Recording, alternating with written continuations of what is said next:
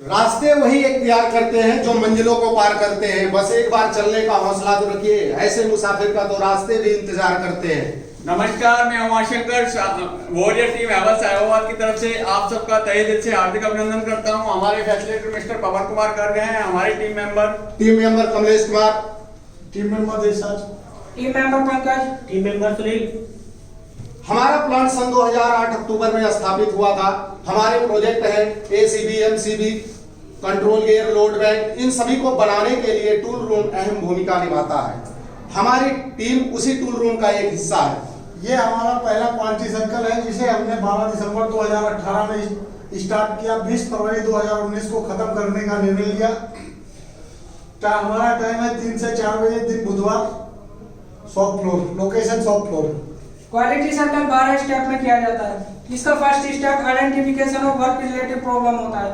ये हमारे कार्यस्थल का प्रोसेस फ्लो डायग्राम है, जिसको करने के लिए हमारी टीम ने मंथन किया और कार्यस्थल पर जाकर सभी प्रॉब्लम को सूचीबद्ध किया। इसमें सभी प्रॉब्लम को एबीसी कैटेगरी में विभाजित किया। इसमें ए कैटेगरी में 17 प्रॉब्लम, बी कैटेगरी में 1 प्रॉब्लम तथा सी कैटेगरी में कोई प्रॉब्लम नहीं मिली। ये एबीसी कैटेगरी क्या है? ए कैटेगरी में वो प्रॉब्लम्स आती हैं जो हम अपने डिपार्टमेंट में ही हल कर लेते हैं। बी कैटेगरी में वो प्रॉब्लम्स आती हैं जिसे हल करने के लिए हमें अदर डिपार्टमेंट से सहायता लेनी पड़ती है। सी कैटेगरी में वो प्रॉब्लम्स आती हैं जिन्हें हल करने के लिए हमें टॉप मैनेजमेंट की आवश्यकता पड़ती है। हमारे पास तो 17 प्रॉब्लम है, हम किस पर काम करें? इसके लिए हमने परेटो एनालिसिस टूल का प्रयोग किया और लास्ट 3 मंथ का डाटा कलेक्ट किया। परेटो एनालिसिस द्वारा हमने पाया कि मूविंग ब्रेड वेल्डिंग फेलियर की समस्या सबसे ज्यादा थी, तो हमने डिसाइड किया कि मूविंग ब्रेड वेल्डिंग फेलियर की समस्या को कम करेंगे। ये समस्या क्या थी और कब आई? इसके लिए हमने 5W1S टूल का प्रयोग किया। यह हमारे प्रोसेस का एक फ्लो चार्ट है। यह समस्या स्पोर्ट वेल्डिंग से आ रही थी। ये ब्रेड वेल्डिंग फेलियर क्या है? आइए हम जानते हैं ब्रेड वेल्डिंग फेलियर क्या है। जैसे ये हमारे मूवी कॉन्टैक्ट है, ये ब्रेड है। जैसे कि आप हीटर असेंबली में देख रहे हैं, ये एमसीसी का असेंबली का एक पार्ट है। असेंबली करते हुए ये ब्रेड मूवी से अलग हो जाता था, इसे हम ब्रेड वेल्डिंग फेलियर कहते हैं। ये समस्या किसने बताई? इस समस्या को क्वालिटी प्रोसेस इंजीनियर ने बताया। ये समस्या क्यों आ रही थी, इसे हम कैसे हल करेंगे? यही तो हमारा क्वालिटी सर्कल है। इस समस्या को सॉल्व करने के लिए हमने एक एक्टिविटी प्लान चार्ट बनाया, जिसको 12 मीटिंग में हल करने का निर्णय लिया।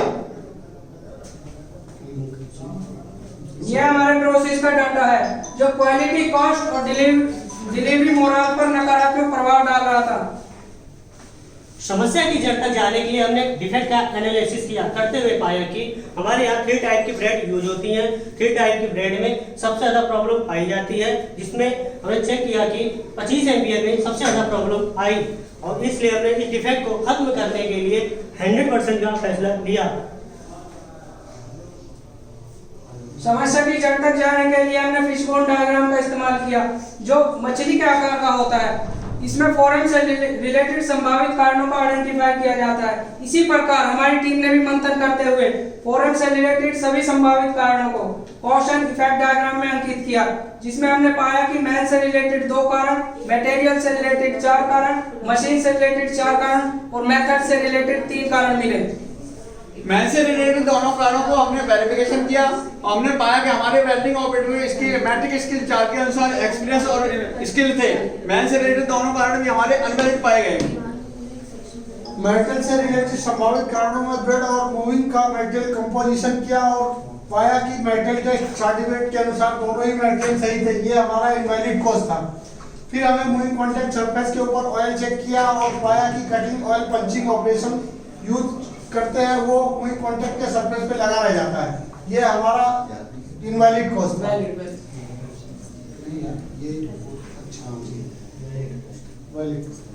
मेथड से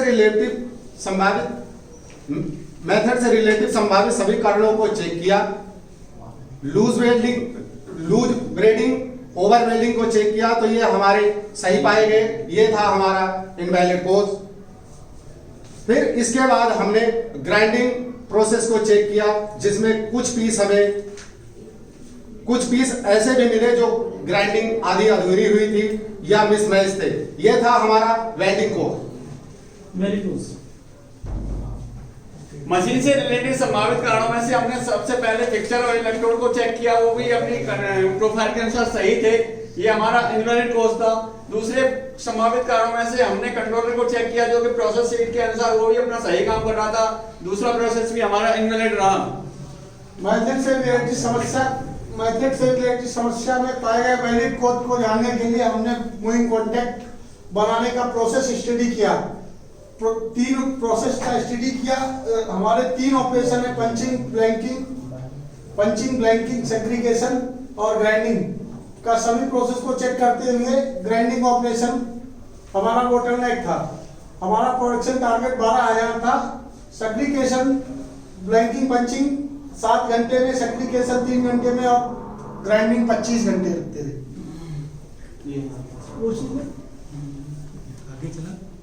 नेक्स्ट, इस समस्या को जड़ से खत्म करने के लिए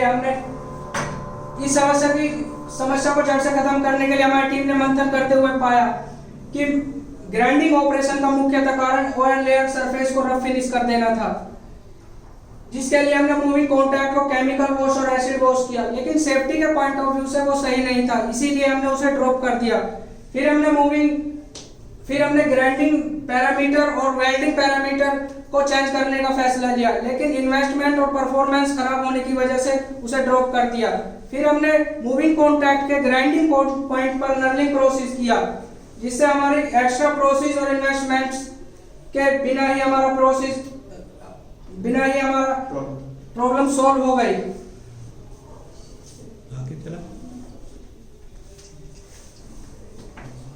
इस समस्या को समाधान करने के लिए हमारे सामने बहुत सारी कठिनाइयां थी, जैसे कि टूल रूम के द्वारा टूल ना चेंज करना, ऑपरेटर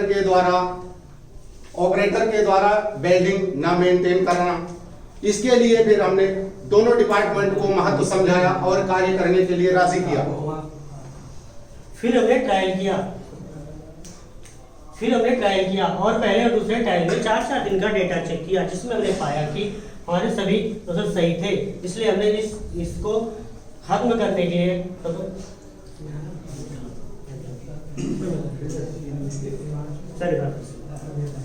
फिर हमने ट्रायल किया और पहले और दूसरे ट्रायल में 4-4 दिन का डेटा चेक किया, जिसमें पाया कि सभी प्रोडक्शन सही थे। इसलिए हमने इस प्रोडक्शन को कंटिन्यू कर दिया और रेगुलर इम्प्लीमेंटेशन के लिए हमने CRI को ड्राइंग अपडेट करने के लिए प्रपोजल दिया।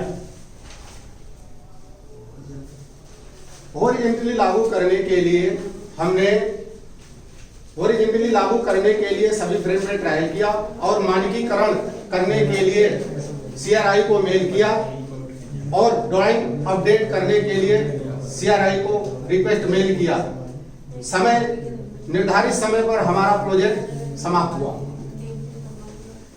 इस प्रोजेक्ट को करने के लिए हमें कुछ प्रत्यक्ष और अप्रत्यक्ष लाभ हुए। जो प्रत्यक्ष लाभ इस प्रकार है, हमने मैन आवर 600 घंटे हर महीने मतलब डिलीवरी 100% हुई। हमारा ऑल ओवर PPM 650 तक आ गया और हमारी टोटल एनुअल सेविंग 4,80,000 हुई। अप्रत्यक्ष लाभ में हमारी टीम में सेल्फ डेवलपमेंट हुआ, टीम स्पिरिट इंप्रूव हुई, लर्निंग ऑफ QC टूल्स के बारे में पता चला, प्रेजेंटेशन स्किल इंप्रूव हुई तथा इस प्रोजेक्ट में जो QC टूल्स और टेक्निक यूज हुई हैं वो इस प्रकार है। तथा हमारा next project moving contact hole mismatch है। चमक रहा विश्व में उस देश का सितारा जिसने दिया क्वालिटी सर्कल का सहारा। गुड।